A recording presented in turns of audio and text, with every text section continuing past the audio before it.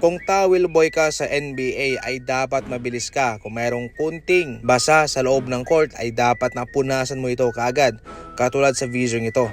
Pero alam mo ba na kahit na towel boy ka lang o water boy o ball boy ay pwede kang kumita ng limpak-limpak na pera sa NBA. Usually, ang minimum wage ay $15 kada oras, pero nakadepende yan sa state kung nasaan ka.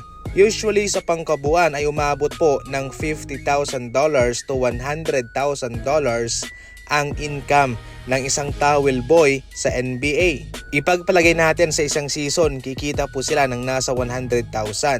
So times 59 ay magiging 5.9 million po yan. At ating i-divide naman sa 9 na buwan. Dahil sa isang NBA season, mayroon po tayong 9 na buwan. Nakadepende po kung gaano katagal maglalaro ang isang kupunan. Kung matagal, syempre mas malaki yung kikitain mo dahil extended ang trabaho mo. Kaya wag po ninyong malitin mga ganyang trabaho sapagkat malaki at desente po ang kanilang kinikita sa kanilang trabahong yan. Eto na ba ang realidad para sa Phoenix Suns sa season na ito? Sa ngayon ay meron silang 15 wins and 13 losses. Hindi po maganda ang kanilang kartada sa ngayon. Marami silang mga turnovers, mahina sila sa pinta, hindi sila nakaka-atake at sa free throw, malaki ang kanilang gap.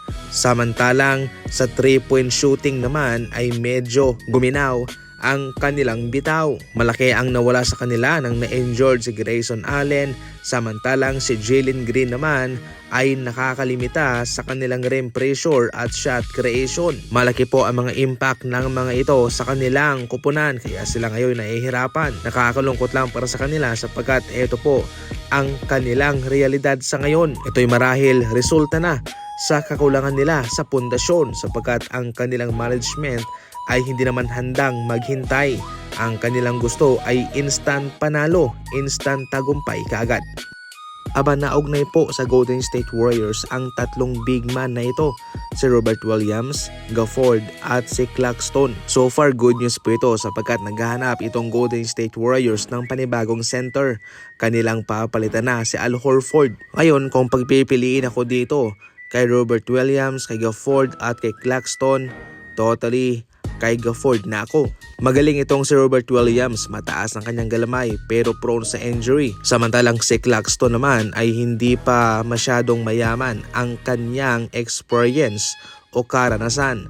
Itong si Gafford magaling na, medyo okay na ang kanyang experience, nakapunta siya sa finals, okay na ang kanyang impact. Kahit hindi man kataasan, malaki pa rin po ang kanyang maibibigay na depensa sa loob para sa Golden State Warriors. Athletic siya at mas matibay naman kumpara kay Williams at kay Claxton.